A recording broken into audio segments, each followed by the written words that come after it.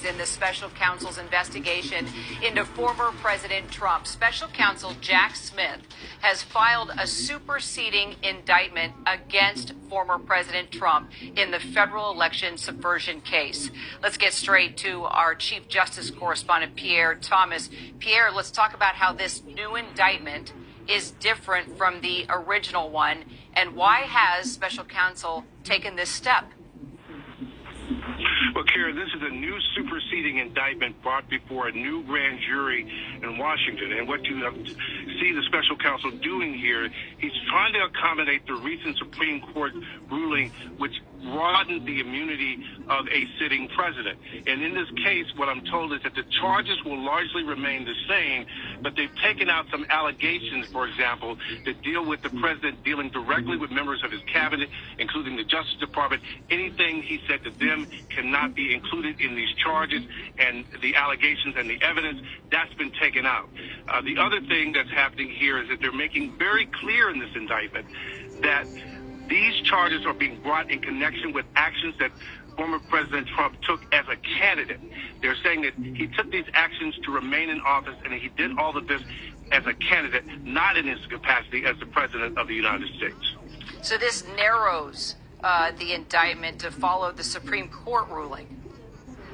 Absolutely. That is the focus. I was just briefed by some sources who were involved with the case, and they're saying this is to accommodate the Supreme Court ruling. They imply and go by the guidelines that set forth by the Supreme Court. This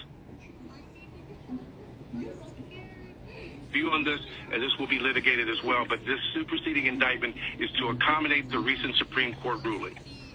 Got it. And I know Pierre cut out just for a second there. That's what happens when we have breaking news and you're trying to get to the Bureau as fast as you can. Pierre, appreciate it so much. Let's get right now to our senior investigative correspondent, Aaron Katersky. Aaron, this definitely looks like quite the 1-2 punch from special counsel. It does. Special counsel Jack Smith is not going to be cowed by the Supreme Court ruling on presidential immunity or by a federal judge in Florida's recent decision to toss the indictment against former President Trump, charging him with mishandling classified material. Jack Smith just decided to appeal that ruling to the 11th U.S. Circuit Court of Appeals, and now he has filed a superseding indictment in the January 6th election subversion case in Washington. Former President Trump remains charged with conspiracy to defraud the United States, and over more than 36 pages, this new indictment says the purpose of that conspiracy, as alleged, was to overturn the legitimate results of the 2020 election by using knowingly false claims of election fraud. It goes on to allege the same things that Trump was charged with doing as before, although, as Pierre notes, things he did as a private citizen, as a candidate, not as a sitting president of the United States. Jack Smith making it clear he's going to continue to try and go after former President Trump for past alleged misdeeds, even as Trump seeks the White House again, Kira. Interesting that the previous indictment was 45 pages. This new indictment now 36 pages.